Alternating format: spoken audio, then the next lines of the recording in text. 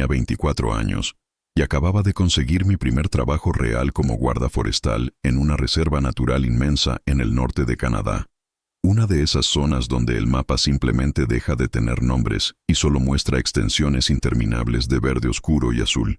Mi estación estaba a 3 horas en jeep de la ciudad más cercana y, a decir verdad, eso era exactamente lo que buscaba. Siempre fui un tipo solitario. Prefería el sonido del viento en los pinos antes que el tráfico de la ciudad. Mi turno consistía en patrullar los senderos del sector norte, verificar que no hubiera cazadores furtivos y asegurarme de que los campistas no dejaran fogatas encendidas. Era una rutina tranquila, casi meditativa, hasta esa tarde de noviembre. El sol comenzaba a ponerse temprano, pintando el cielo de un violeta amoratado que presagiaba una tormenta de nieve. Yo estaba en mi camioneta, una vieja Ford que olía a café rancio y pino, cuando la radio emitió un chasquido estático. Era mi supervisor, Mac. Su voz sonaba distorsionada, como si estuviera hablando con la boca pegada al micrófono. Me dijo que habían recibido un reporte de un excursionista perdido cerca de Blackwood Ridge, una zona rocosa y densa que generalmente evitábamos, porque el terreno era traicionero. Suspiré, di la vuelta a la camioneta y me dirigí hacia allá. El camino se volvía cada vez más estrecho. Las ramas de los abetos golpeaban el parabrisas como dedos esqueléticos tratando de entrar. Cuando el camino se terminó, tuve que bajar y seguir a pie. El bosque estaba en un silencio absoluto, y no me refiero a ese silencio tranquilo de la naturaleza, sino a un silencio pesado, opresivo, como si alguien hubiera presionado el botón de mute en el mundo entero. No había pájaros, no había grillos, ni siquiera el viento movía las copas de los árboles. Encendí mi linterna táctica porque la oscuridad ya se había tragado el bosque. El haz de luz cortaba la neblina que comenzaba a levantarse del suelo. Caminé durante unos 20 minutos, gritando el nombre del excursionista cada cierto tiempo. «Hola, ¿hay alguien ahí?» Mi propia voz sonaba extraña, amortiguada por la densidad del aire. Entonces lo olí. Era un hedor que me golpeó en la cara como un puñetazo físico. Olía a carne podrida, a cobre, a algo antiguo y húmedo que había estado fermentándose en la oscuridad. Me cubrí la nariz con el antebrazo y seguí adelante. El olor se hacía más fuerte con cada paso, hasta que llegué a un pequeño claro. Allí, en el centro, había una tienda de campaña destrozada. No estaba simplemente rasgada, estaba obliterada. Los postes de aluminio estaban retorcidos como si fueran alambres de papel. Y la tela, naranja, estaba esparcida por todas partes, manchada de algo oscuro que, bajo la luz de mi linterna, parecía aceite o sangre coagulada. Me acerqué con la mano en la funda de mi spray para osos, aunque en el fondo de mi estómago sabía que ningún oso hacía eso. Los osos buscan comida, saquean y se van. Esto parecía odio. Parecía violencia pura. Alumbré hacia el suelo y vi las huellas. Me quedé helado. El vaho de mi respiración se detuvo frente a mis ojos. Las huellas eran enormes, pero no eran de oso. Eran pezuñas. Pezuñas hendidas, pero del tamaño de platos de comida. Se hundían profundamente en el barro semicongelado, lo que sugería que la cosa que las había dejado pesaba toneladas. Seguí el rastro con la mirada y vi que se adentraba en la espesura, hacia una zona de cuevas. Mi instinto me gritaba que diera la vuelta, que corriera hacia la camioneta y me encerrara. Pero tenía un trabajo que hacer. Saqué mi radio para llamar a Mac, pero solo obtuve estática blanca, un ruido sibilante que me puso los pelos de punta. «Maldita sea», susurré, y fue entonces cuando lo escuché. Un sonido gutural, húmedo, como si alguien estuviera rompiendo huesos grandes envueltos en toallas mojadas. Venía de justo detrás de la línea de árboles. Apagué la linterna instintivamente, sumergiéndome en la oscuridad total. Mis ojos tardaron unos segundos en ajustarse a la penumbra grisácea de la luna que se filtraba entre las nubes. Me agaché detrás de un tronco caído. Mi corazón latía tan fuerte que sentía que iba a romperme las costillas. El sonido de trituración se detuvo. Hubo una pausa, un silencio tan denso que podía escuchar el flujo de mi propia sangre en mis oídos. Y luego, pasos pesados, rítmicos, que hacían vibrar el suelo bajo mis rodillas. Thump, thump, thump. Algo emergió de entre los árboles, a unos 30 metros de mí. Al principio mi cerebro no podía procesar lo que veía. Trataba de encajarlo en categorías conocidas. ¿Un oso? ¿Un alce? ¿Un jabalí? Pero no era nada de eso. Era una pesadilla biológica. La criatura tenía el cuerpo de un tanque, macizo, cubierto de un pelaje hirsuto y erizado, pero su cabeza... Dios mío, su cabeza era monstruosa, alargada, casi de 1 metro de largo, con mandíbulas que parecían hechas para triturar piedras. Se movía con una agilidad perturbadora para su tamaño, olfateando el aire. Sus ojos brillaban con un reflejo tapetún rojo cuando la luz de la luna los tocaba. No era un animal moderno. Había visto ilustraciones en libros de paleontología. Se parecía a un Andriusarchus, o quizás un entelodonte, esos cerdos del infierno, que se suponía se extinguieron hace millones de años.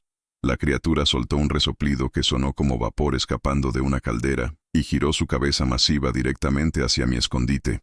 Me quedé paralizado. Ni siquiera me atreví a parpadear.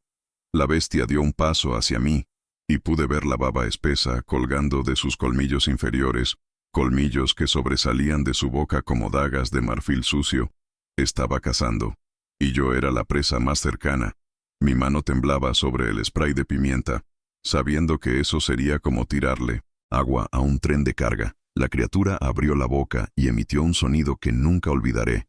No fue un rugido, fue un chasquido, un clac, clac, clac, rápido y fuerte de sus dientes chocando, como si estuviera saboreando el miedo. De repente, la radio en mi cinturón cobró vida con un estallido de estática y la voz de Mac gritando, «¿Estás ahí? ¡Responde!». El sonido fue ensordecedor en el silencio del bosque. La bestia rugió, un sonido que vibró en mi pecho y me hizo sentir náuseas, y cargó. No pensé, no planeé. Simplemente reaccioné, me levanté y corrí. Corrí como nunca había corrido en mi vida, tropezando con raíces, golpeándome la cara con ramas, sin importarme el dolor. Podía escuchar los cascos de la bestia tronando detrás de mí, rompiendo árboles pequeños como si fueran palillos. Sentía su aliento caliente y podrido en mi nuca. Llegué al camino de tierra y vi mi camioneta. Nunca había parecido tan lejana. Me lancé hacia la puerta. Las llaves se me resbalaron de los dedos sudorosos. Cayeron al barro. «No, no, no», grité. Me tiré al suelo, tanteando frenéticamente en la oscuridad mientras escuchaba el thump, thump, thump, acercándose. Mis dedos rozaron el metal frío de las llaves.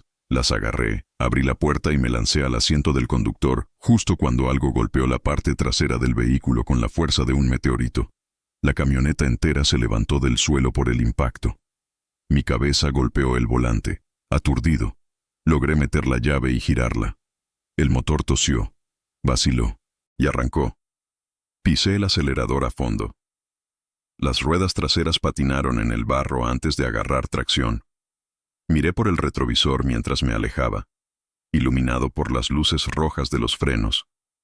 Vi a la criatura parada en medio del camino, mirándome. Se levantó sobre sus patas traseras, alcanzando una altura imposible, y soltó un último alarido que heló la sangre en mis venas. Conduje hasta la estación sin bajar de 100 kilómetros por hora, temblando incontrolablemente. Cuando le conté a Mac, me miró con una mezcla de lástima y escepticismo. Dijo que probablemente fue un oso pardo agresivo, un caso de identificación errónea. Renuncié 2 días después. No me importa lo que digan los biólogos. Sé lo que vi. Los osos no tienen pezuñas. Los osos no hacen ese sonido de chasquido con los dientes. Y los osos no te miran con esa inteligencia maligna. Hay cosas en esos bosques antiguos que el tiempo olvidó borrar, y rezo para que se queden ahí. Siempre he amado el mar. Crecí en la costa de Chile, así que el océano era mi patio trasero. Cuando cumplí 18 años me certifiqué como buzo industrial. Pagaban bien, y me gustaba la sensación de ingravidez. De estar en un mundo donde las reglas de la superficie no aplicaban, el trabajo solía ser rutinario. Inspeccionar cascos de barcos, limpiar tuberías de entrada, soldar estructuras submarinas, pero hubo un trabajo. Un trabajo que me hizo vender todo mi equipo y mudarme al interior, lo más lejos posible del agua salada. Nos contrataron para inspeccionar una antigua plataforma petrolera en el Mar del Norte que iba a ser desmantelada. Era un trabajo profundo, de saturación, lo que significaba que vivíamos en una cámara presurizada en la cubierta del barco y bajábamos en una campana de buceo hasta la zona de trabajo, a unos 150 metros de profundidad. La oscuridad ahí abajo es absoluta, es un negro tan denso, que parece sólido, como si estuvieras nadando en tinta. Solo tienes la luz de los focos de la plataforma y las linternas de tu casco, mi compañero, un noruego llamado Lars, y yo estábamos trabajando en una de las patas de la estructura, cortando unos pernos oxidados. El sonido bajo el agua es extraño. Todo es amplificado. Escuchas tu propia respiración, el burbujeo del regulador y el zumbido constante de las comunicaciones. Llevábamos unas 2 horas trabajando cuando sentí una presión. No era la presión del agua, era algo diferente. Una sensación de desplazamiento, como cuando un autobús pasa muy rápido a tu lado y el aire te empuja, pero esto fue bajo el agua. Una corriente masiva me golpeó y casi me arranca de la escalera de la plataforma. Lars, ¿sentiste eso? Pregunté por el intercomunicador. Hubo un silencio, y luego la voz de Lars, temblorosa. Sí. Algo grande pasó cerca. Muy grande. Miramos hacia la negrura, hacia el abismo que se extendía más allá de las luces de la plataforma. No se veía nada, solo partículas en suspensión flotando como polvo en un rayo de sol. Control. Aquí equipo 1. Detectamos movimiento masivo en el sector 4. ¿Tienen algo en el sonar? Pregunté. La voz de la superficie tardó en responder. Negativo equipo 1, el sonar está limpio. Esperen, tenemos una interferencia extraña parece. Parece un fallo del sistema. Estamos reiniciando. Genial. Estábamos ciegos. Volvimos al trabajo. Pero la sensación de ser observados era insoportable. Sentía un picor en la nuca. Un instinto primitivo que me gritaba que era una presa. De repente, las luces externas de la plataforma parpadearon y se apagaron. Nos quedamos solo con las luces de nuestros cascos. 2 pequeños haces de luz en un océano de oscuridad infinita. Mierda, maldijo Lars. Control, perdimos iluminación externa. Entonces, lo escuché. Un sonido de baja frecuencia. Un profundo que vibró a través de mi traje, a través de mi piel, y resonó en mis huesos. No era una ballena. He escuchado ballenas. Su canto es melódico. Esto era mecánico, agresivo. Giré la cabeza hacia la izquierda y mi luz iluminó algo que hizo que mi corazón se detuviera. A unos 10 metros de nosotros, pasando lentamente, había una pared de escamas grises, duras como el granito, llenas de cicatrices y parásitos. La criatura era tan grande que mi luz no alcanzaba a ver ni el principio ni el fin. Solo veía una sección masiva de su cuerpo deslizándose. Lars, no te muevas, susurré, pero Lars ya estaba en pánico. Lo escuché hiperventilando por el comunicador. La criatura pareció sentir nuestro miedo, o quizás las vibraciones de la voz de Lars, porque se detuvo. Lentamente, esa masa inmensa giró, y de la oscuridad emergió una cabeza que no debería existir. No era un tiburón, no era una ballena, parecía un lagarto pesadilla. Su cráneo era plano y triangular, con ojos negros, sin vida, del tamaño de pelotas de playa, y su boca estaba llena de dientes cónicos que se entrecruzaban, dientes del tamaño de mi antebrazo. Era un mosasaurio, o un pliosaurio, algo que debió extinguirse hace 66 millones de años. Pero estaba ahí, mirándonos, flotando con una gracia aterradora.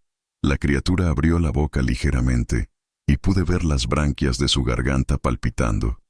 Soltó un chillido agudo que casi revienta mis tímpanos, y golpeó el agua con su cola. La turbulencia nos lanzó contra la estructura de metal, mi casco. Golpeó una viga y por un segundo vi estrellas. ¡Suban! ¡Suban ahora!, gritó Control. El sonar finalmente había captado la anomalía. ¡Es enorme! ¡Salgan de ahí! Lars y yo nos arrastramos hacia la campana de buceo. La criatura dio la vuelta, preparándose para atacar. Se movía con una velocidad imposible para su tamaño. Vi cómo se lanzaba hacia Lars. Sus mandíbulas se abrieron como una puerta al infierno. Lars gritó, un sonido horrible, crudo, y disparó su pistola de soldar hacia la cara del monstruo. El arco eléctrico brilló intensamente en la oscuridad, cegando a la bestia por un segundo. La criatura se sacudió, rugiendo burbujas y furia, y su cola golpeó la campana de buceo, abollando el metal reforzado como si fuera lata de refresco. Aproveché la confusión. Agarré a Lars por el arnés y lo metí dentro de la campana. Cerré la escotilla justo cuando sentí un impacto brutal contra el exterior. ¡Bang! La campana entera se sacudió. Caímos al suelo metálico. El sonido de dientes raspando contra el acero exterior era ensordecedor. ¡Screech! Como uñas en una pizarra, pero amplificado 1000 veces. «¡Hicen la campana! ¡Hícenla ya!» Se grité al micrófono. La campana comenzó a subir, lentamente, angustiosamente lenta, durante los siguientes 5 minutos, que parecieron 5 años. Escuchamos golpes, mordiscos y embestidas contra el metal. La criatura nos estaba cazando hasta la superficie. Solo cuando llegamos a la zona de descompresión los golpes cesaron. Cuando sacaron la campana del agua, los ingenieros se quedaron pálidos. El acero de 5 pulgadas de espesor tenía surcos profundos, marcas de dientes que habían deformado la estructura. Nadie dijo nada. La compañía nos hizo firmar acuerdos de confidencialidad. Nos pagaron un bono enorme y nos dijeron que fue un fallo de equipo, combinado con un tiburón blanco curioso. Pero yo sé lo que vi. Vi un ojo que había visto el mundo antes de que los humanos existieran. Un depredador perfecto que ha sobrevivido en las profundidades, donde la luz no llega. A veces, cuando estoy en la ducha y cierro los ojos, todavía puedo escuchar ese vibrando en mis huesos. Y sé que está ahí abajo, esperando. Crecí en una granja de maíz en Nebraska, en medio de la nada. Literalmente, nuestro vecino más cercano estaba a 5 millas de distancia. La vida en la granja es dura. Te levantas antes del sol y te acuestas cuando ya duele todo el cuerpo, pero lo que más recuerdo no es el trabajo, es el cielo. El cielo en Nebraska es inmenso, cubre todo, y por las noches, sin contaminación lumínica, puedes ver cada estrella, cada satélite. Y a veces, cosas que no deberían estar ahí. Tenía 16 años, era verano, y mi padre me había encargado vigilar el campo norte. Habíamos tenido problemas con coyotes atacando a los terneros, así que me construí un pequeño puesto de vigilancia en el techo del granero, con un rifle calibre .22, una linterna potente y un termo de café. Era una noche calurosa, el aire estaba estancado y húmedo, y los grillos cantaban con fuerza, alrededor de las 2:00 am. Los grillos se callaron, de golpe. Fue como si alguien hubiera cortado un cable. El silencio fue instantáneo y total. Me enderecé en mi silla, agarrando el rifle. Sabía que cuando la naturaleza se calla, es porque hay un depredador cerca. Escaneé el campo con la linterna. Los tallos de maíz se mecían suavemente, pero no había viento. Eso me pareció extraño. El movimiento del maíz no era aleatorio. Era como si algo estuviera pasando por encima de ellos, creando una estela de aire. Entonces, sentí una ráfaga de viento caliente que venía de arriba. Me despeinó el cabello y trajo un olor. Un olor a amoníaco y almizcle, muy fuerte. Miré hacia arriba, hacia el cielo estrellado, y vi algo que bloqueó las estrellas. Era una sombra, una silueta negra en forma de cruz, pero gigantesca. Al principio pensé que era una avioneta volando muy bajo y sin luces, pero no hacía ruido de motor. Solo se escuchaba un whoosh, whoosh, rítmico. El sonido de alas inmensas batiendo el aire. La cosa dio un giro y descendió hacia el corral donde estaban los terneros. Encendí mi linterna y apunté hacia el cielo. El haz de luz atrapó a la criatura a unos 50 metros de altura, y se me cayó el rifle de las manos. No era un avión, no era un pájaro. Era un reptil volador. Tenía un cuello largo y sinuoso, una cabeza terminada en un pico largo y afilado como una lanza, y una cresta en la parte posterior del cráneo. Sus alas no tenían plumas. Eran de piel, membranosas, como las de un murciélago, pero con una envergadura que debía superar los 10 o 12 metros. Era un Quetzalcoatlus.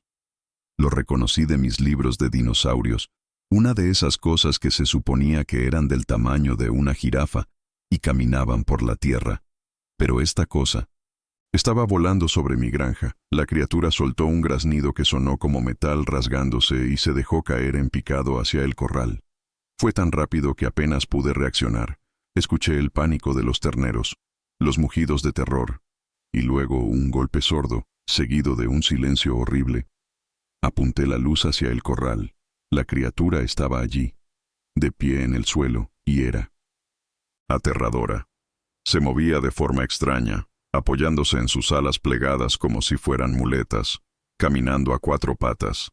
Era más alta que las cercas del corral. Con un movimiento rápido y brutal, su pico atravesó a uno de los terneros. Lo levantó en el aire como si fuera un muñeco de trapo. El ternero pesaba al menos 80 kilos, y esa cosa lo levantó sin esfuerzo. La criatura echó la cabeza hacia atrás y se lo tragó, o al menos intentó hacerlo, desgarrando la carne con sacudidas violentas. Estaba paralizado por el horror, pero el sonido del ternero muriendo me sacó del trance. Recuperé el rifle y disparé. ¡Pang! La bala golpeó el flanco de la criatura. Probablemente se sintió como una picadura de mosquito para ella, pero fue suficiente para llamar su atención. Giró su cabeza larga hacia mí, hacia la luz. Sus ojos eran pequeños y brillantes, llenos de una malicia antigua. Abrió sus alas, y por un momento pareció cubrir el mundo entero. Dio un salto, y con 2 aletazos poderosos ya estaba en el aire, creando un torbellino de polvo y paja que me cegó momentáneamente. Pasó volando justo por encima del granero, tan cerca que pude ver las venas palpitando en la membrana de sus alas y sentir el calor que irradiaba su cuerpo. Se elevó hacia la noche, llevando consigo los restos del ternero en su pico, desapareciendo en la oscuridad tan rápido como había llegado. Mi padre nunca me creyó. Dijo que me había quedado dormido y que fue un puma lo que mató al ternero. Pero yo vi las huellas al día siguiente. No eran huellas de puma, eran huellas extrañas, de 3 dedos, profundas en la tierra. Compacta y encontré algo más. Enganchado en la veleta del techo del granero había un trozo de piel, gris, correosa, similar al cuero viejo. La guardé en una caja de zapatos debajo de mi cama durante años, hasta que se desintegró en polvo gris. A veces, en las noches de tormenta, cuando el viento aúlla, miro hacia el cielo y me pregunto si todavía están ahí arriba, usando las nubes como camuflaje, mirando hacia abajo, eligiendo su próxima presa. Dicen que el cielo es el límite, pero después de esa noche, para mí, el cielo es solo otro lugar donde esconderse de los monstruos. Trabajo en el mantenimiento del metro de la Ciudad de México, específicamente en las líneas más antiguas y profundas. La gente no tiene idea de lo que hay debajo de sus pies. Hay túneles olvidados, drenajes de la época colonial, e incluso ruinas aztecas que simplemente fueron tapiadas y olvidadas. Mi cuadrilla estaba asignada a revisar una sección de túnel que había sido reportada por inundaciones constantes. Era una zona que no aparecía en los planos modernos, un ramal que se construyó en los 70 y se abandonó a mitad de obra. Bajamos por una alcantarilla en una calle desierta a las 3:00 a.m. El aire ahí abajo era pesado, húmedo y caliente. Olía a agua estancada y a algo más, algo dulce y enfermizo. Caminamos por el túnel con el agua hasta los tobillos. Nuestras linternas iluminaban paredes de concreto cubiertas de moho y grafitis de hace décadas. «Oye, ¿escuchan eso?», dijo Ramírez, el más joven del grupo. Nos detuvimos. Se escuchaba un sonido de arrastre. Shh, shh, shh, como si alguien arrastrara una bolsa de arena muy pesada sobre el concreto mojado. Venía de más adelante, donde el túnel se ensanchaba en una vieja estación de mantenimiento. «Seguro son ratas», dijo el capataz, aunque su voz no sonaba muy convencida. Seguimos avanzando, pero el sonido se hacía más fuerte, y el olor. El olor se volvió insoportable. Llegamos a la gran sala.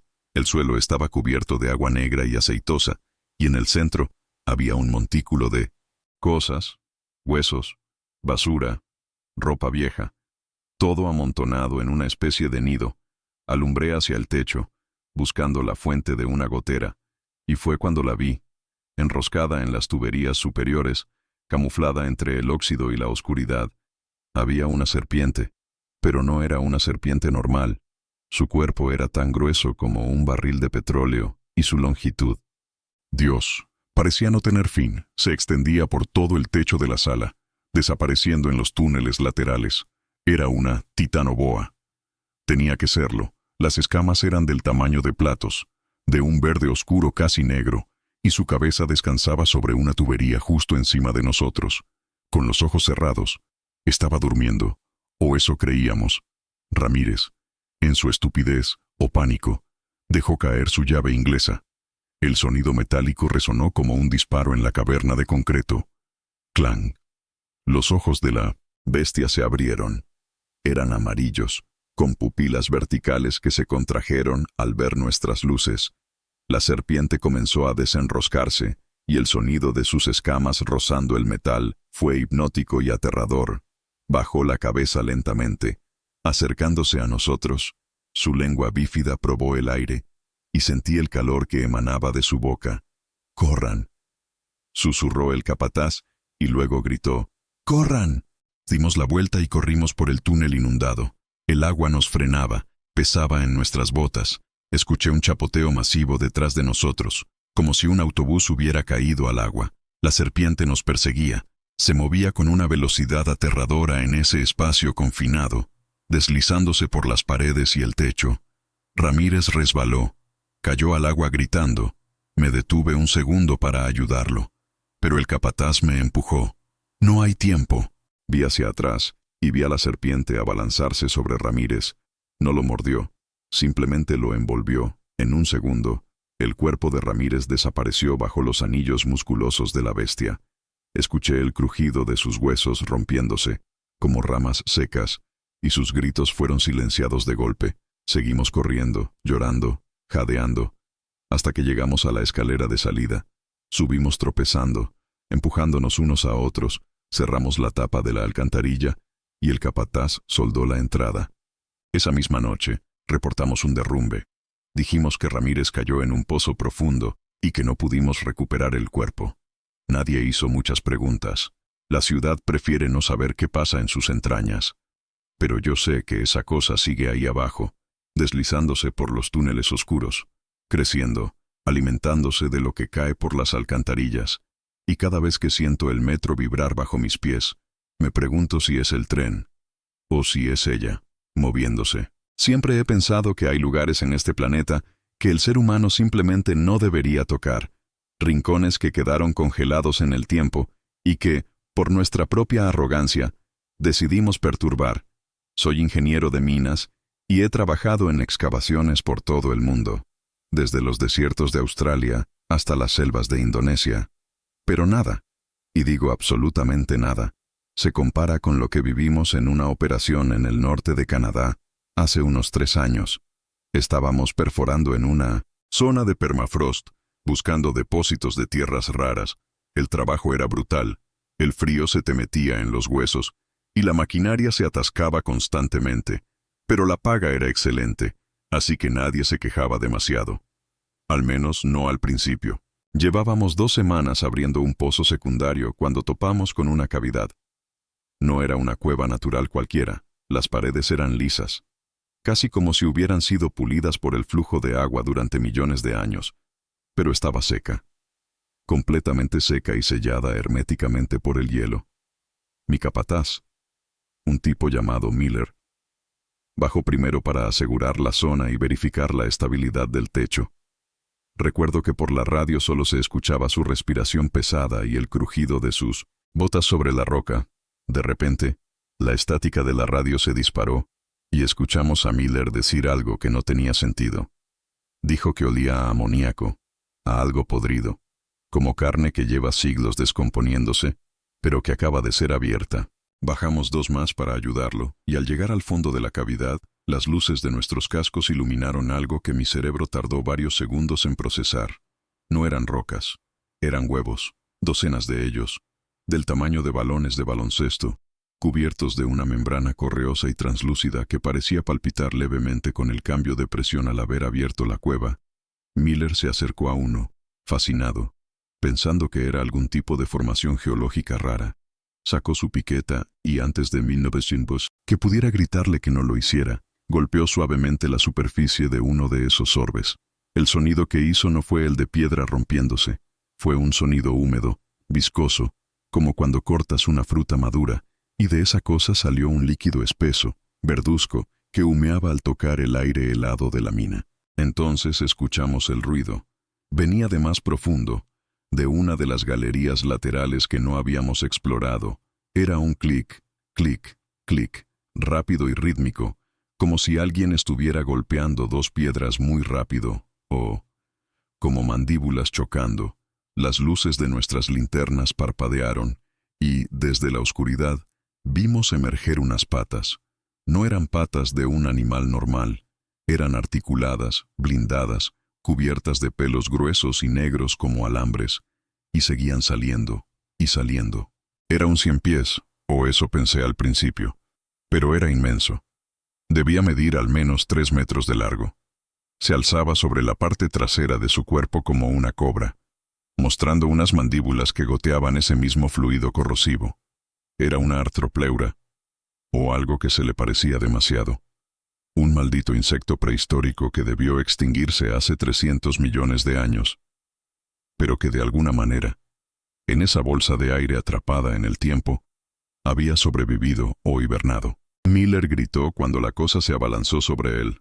No fue un ataque torpe, fue rápido, quirúrgico. Las mandíbulas se cerraron alrededor de su torso, y escuché, con una claridad que todavía me despierta por las noches, el sonido de sus costillas cediendo bajo la presión. Corrimos, juro por Dios que corrimos hacia el elevador sin mirar atrás, dejando a Miller gritando en la oscuridad. Mientras subíamos en la jaula, vi hacia abajo una última vez, y no había solo una. Las paredes de la cueva se movían, eran cientos de ellas, despertando por el calor que habíamos introducido. Dinamitamos la entrada de esa mina 2 horas después. Dijimos a la empresa que hubo un derrumbe y que Miller murió en el accidente. Nunca volvimos a buscar el cuerpo, y rezo cada día para que esas toneladas de roca sean suficientes para mantener a esas cosas enterradas. Mi abuelo solía contarme historias sobre el lago que había detrás de su granja en Luisiana. Decía que el agua tenía memoria, que recordaba cosas que vivían allí antes de que el hombre caminara erguido. Yo siempre pensé que eran cuentos para asustarme y que no me acercara a la orilla solo. Pero cuando cumplí 22 años, heredé la propiedad y decidí pasar un verano allí arreglando la casa para venderla. El lugar era hermoso, aislado, rodeado de cipreses y con ese silencio pesado que solo se encuentra en los pantanos del sur. Las primeras semanas fueron tranquilas, pero luego, los perros de los vecinos empezaron a desaparecer.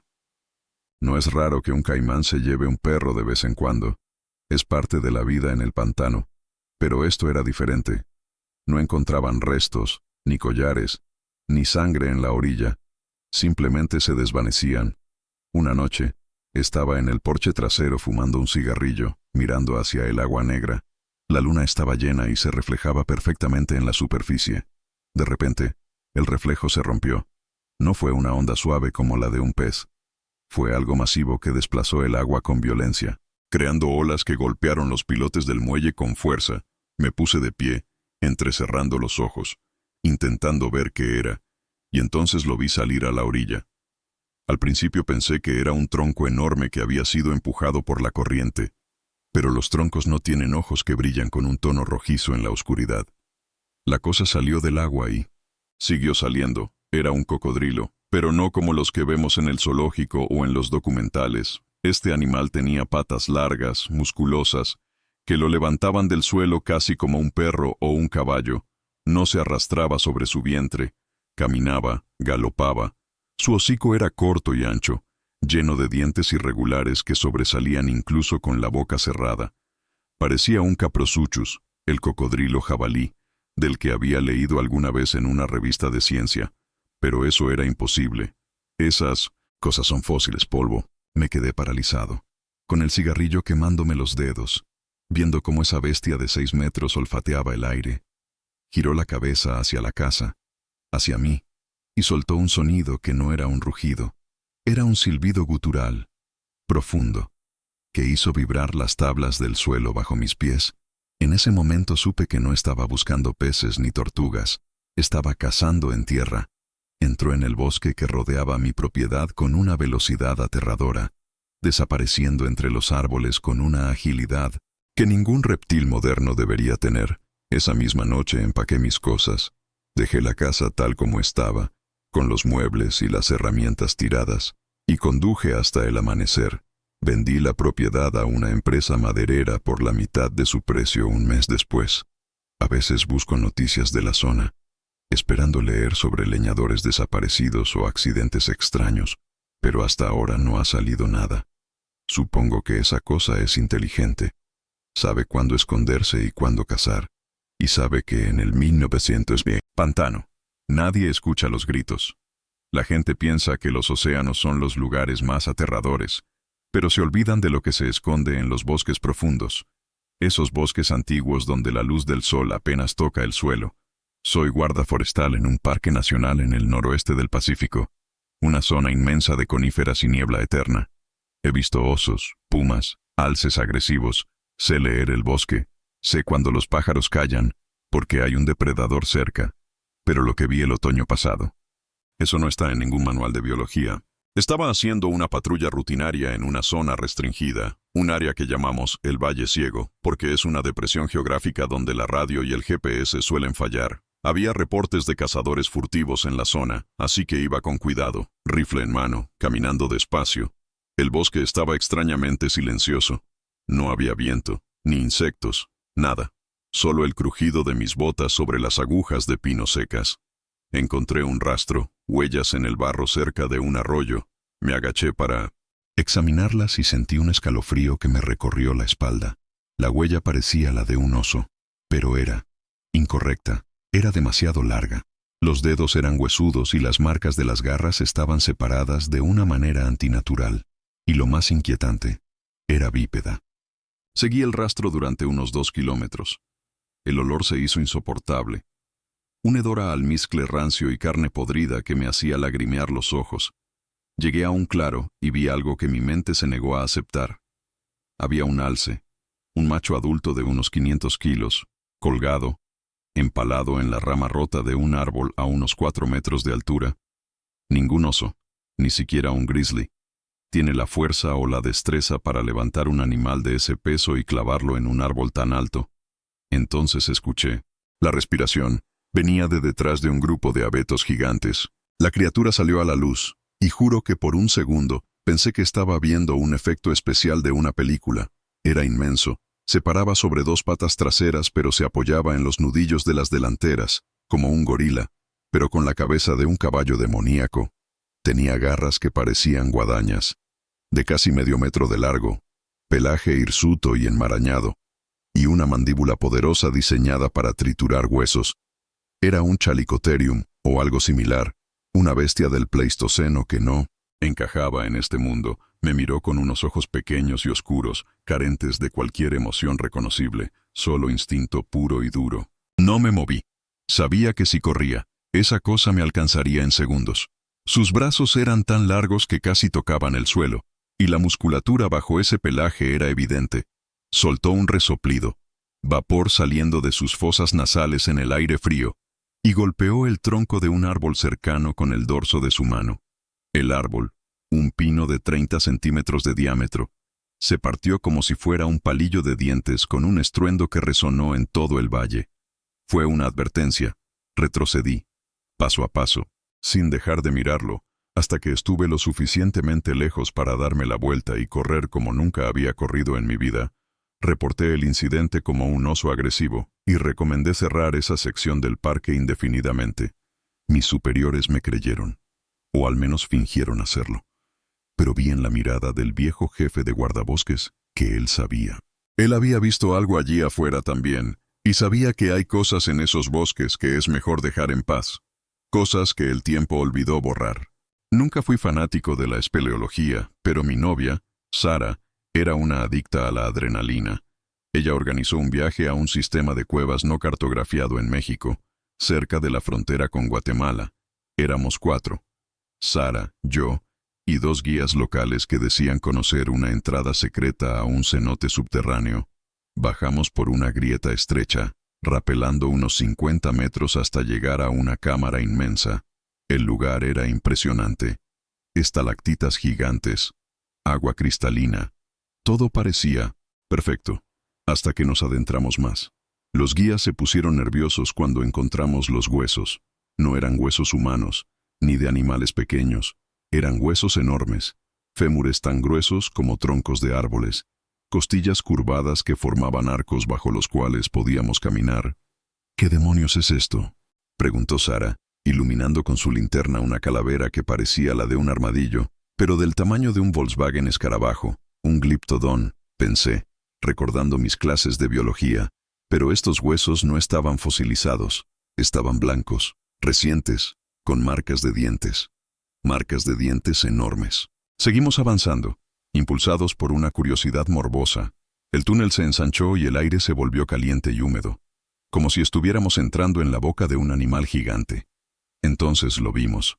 Al principio parecía una formación rocosa, una masa oscura y escamosa en el centro de la caverna, pero luego la roca respiró, se infló y se desinfló lentamente. Era una serpiente, pero no una anaconda o una pitón. Era la madre de todas las serpientes, una titanoboa. Su cuerpo era tan ancho como un túnel de metro, enrollada sobre sí misma en una montaña de escamas negras y brillantes. Estaba dormida, digiriendo algo. Quizás uno de esos armadillos gigantes cuyos huesos habíamos visto.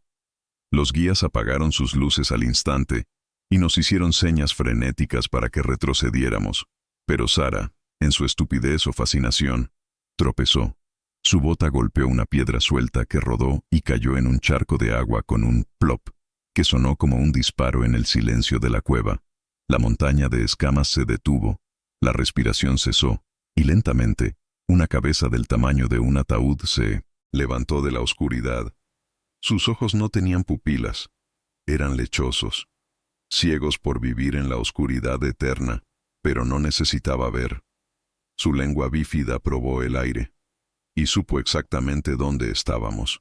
El sonido que hizo al deslizarse fue lo peor, el roce de miles de escamas contra la piedra, un sonido seco y rasposo que se acercaba rápido. Corrimos hacia las cuerdas, los guías subieron primero, presas del pánico. Yo empujé a Sara y ella empezó a subir, pero yo me resbalé, caí al suelo y mi linterna rodó, iluminando la cara de la bestia que venía hacia mí. Abrió la boca y vi hileras de dientes curvados hacia atrás, diseñados para no dejar escapar nada. Sentí su aliento, un vaho caliente y fétido, justo cuando la cuerda se tensó y Sara y los guías tiraron de mí hacia arriba. Sentí el golpe de aire cuando sus mandíbulas se cerraron a centímetros de mis botas. Subimos llorando, gritando, mientras abajo, en la oscuridad, esa cosa golpeaba las paredes de roca, furiosa por haber perdido su comida. Nunca, jamás, volveré a entrar en una cueva, porque sé que la tierra es hueca y está llena de monstruos que solo esperan a que bajemos.